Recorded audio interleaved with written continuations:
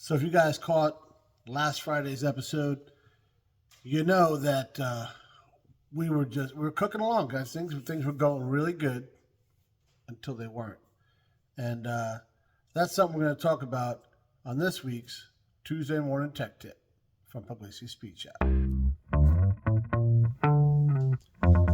So if you guys did catch the episode, which I hope you did, if not, go back and check it out. We got some work done. I think we talked less. I've been told otherwise, but I don't care. I guess I do care a little bit, or I wouldn't have mentioned it. Anyways, Tuesday Morning Tech Tips are here for talking, so I'm going to take, full advantage of that, all right?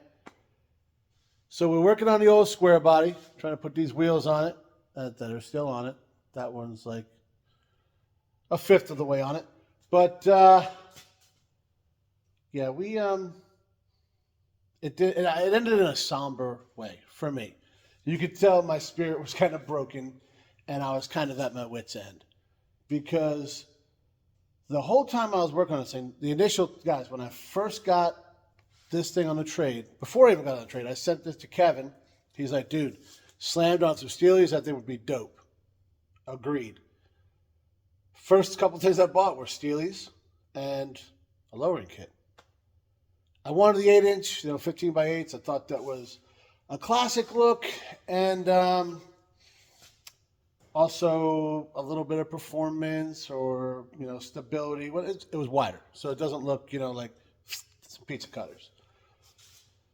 Even because it had Steelies on it, but they were 15 by 6s. Why you'd put that on a behemoth like this? Beyond me, guys. But GM did it.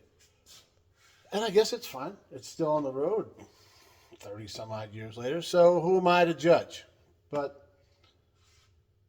we're going to sit down and we'll talk about how we could have avoided this and I guess, a path forward. As always, guys, the easiest way to avoid this kind of stuff is leave well enough alone, right? There were a set of Steelies on it. I could have painted it black and it would have looked like that guy, right? Polished up the caps, called it a day, maybe put a little bit beefier tire or something, and from the side, it would have had the same look. From the front and the back, it wouldn't have, obviously. But we could have done that. But that's not really hot rodding, right? I mean, part of this, and this is something I get aggravated, I'm sure you guys do too. Whenever you try to hot rod something, even with these kits, and we saw that with the exhaust, sometimes it works out wonderfully. It's better than you ever could have imagined. Everything comes out perfectly. Sunshine and rainbows. There you go. And other times, you fight it, you bust knuckles, you break some stuff, it don't fit, you modify it until it does fit to where then it finally doesn't look like you want it to, and you got to throw it out and start over. It's part of it. That's just how that goes. If you don't realize that, this might not be the hobby for you, right? And I'm guilty of it, guys. I get frustrated. I might throw something across the shop, and then afterwards I immediately regret it and realize that's just how it goes, right? So I don't want bone stock, right? And most people don't. If you're messing with this older stuff, you're trying to. I mean, there are guys that love concourse, which that's obviously it's not, but that's not my thing. And I'm not a wild dude either. I don't like stuff crazy, whatever. I'm a mild custom dude. That's what I like. And you kind of see it just by what I drive and what I've worked on and what I've talked about. But that's kind of what I was going for with this. I didn't want to slam it because, they do look good slammed, but at some point you make it undrivable, right? I was just talking with Nick. He's got that OBS he's working on, like, the four-wheel drive twin to mine. And he did an axle flip on it because he had this truck back in the day, just actually about 5-10 years ago. Yeah, something like that. And it was the new OBS. Does that make any sense? I think that's what they call them. Like, after the OBS and before the Cat's Eye Chevys, there was that one that had a little rounded front end. He had one of those, 4-wheel drive, single cab short bed, and it was dropped on 20s. He loved it, but it was really rusty. It's from Wisconsin. So he's trying to recreate that truck. And he doesn't know how, he bought it the way it was, so he has no idea. So he's a little trial and error. He's like, well, with the 4-wheel drive and all that, he's got some things he's figuring out. So he sent me a picture. We'll throw it up here. And he's like, dude, so low. And then so next we're texting a little bit, and next thing is, well, I just put 2-inch shackles to lift it back up a little bit because it was that low, and it's undrivable, right? It looks awesome. Absolutely does. And you can put bags on it. You can do all these things, but it's just not what he wanted to do. So that's kind of where I'm at. I like where he's kind of, I drove that truck. I loved that truck. In fact, when he sold it, I tried to buy it off him. He's like, it's so rusty and I don't want to sell it. So he sold it as like a parts truck, man, because it was pretty rusty. So that's kind of with this one. I thought 4 inches in the back, which now that I'm looking, maybe a little bit more. I don't know. It's always more, right? Steely's all that. So like it almost, I like it to where it looks like it could have been built like that, but it's just a little bit cooler than that. Does that make sense? That's what I had planned for this from the get-go. And as you guys know, ups and downs, because some things were worse than we thought. Some things I couldn't find, this oddball year stuff, all the excuses that I've given you. I know, Kevin. I know. But all that aside, we pushed through because I was like, I still can nail this look I want. And so I was underneath it looking at the shackles. Simple thing. And Kevin was messing with it a little bit on his, but knocking out the old one, put it, whatever. To do that on this one, where the spare tire tub is right where the bolt would come out on the shackle. Terrible design. Now you can unbolt the spare tire well, which is seam sealed in from the factory and all that. And I am sure there's some rust involved, right? I can't see a whole bunch of it. You can see some remnants, which means there's probably a lot. A lot is a relative term, but I said, man, well, this is going to be a pain. Then I'm looking at all the scale and stuff. I'm looking at all this stuff, and I was like, man, this isn't going to be fun. But you know what? I want this look. I'm going to do it. Well, then you guys saw last episode. I put these wheels on. Perfect on the front. And, well, a nightmare on the back. And that was kind of okay, I'm not getting the look I want from this. So we're going to move forward. Ways I could have avoided this. I watched Morski's Repair. I put in my video a clip out of his. His came out really cool. He did an axle flip on it and slammed it and then said, man, this is too low. The gas tank's going to hit this and that. So he had some issues. People always bitch about lowering stuff too. Like, oh, you're going to ruin the ride. If you watch his video, he took that thing out on the dirt roads in North Dakota with no problem. So you don't ruin the ride if you do it correctly. If you heat some springs up like some clown did on my 65, yeah, you're going to bounce on the frickin' road. But if you do it right with drop spindles and shackles and all these kind of things you can do that make it work right, you're fine.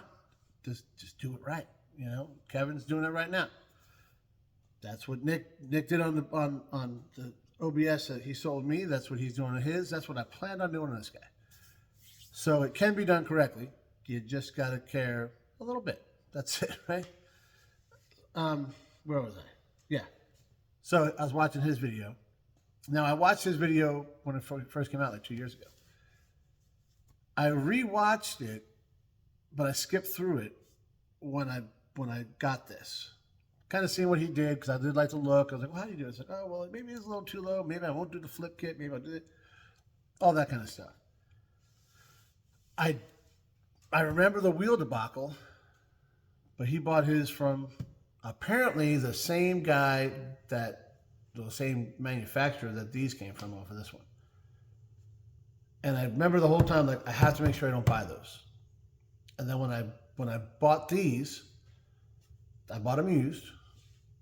So me and old Wade went out to West Virginia to pick them up.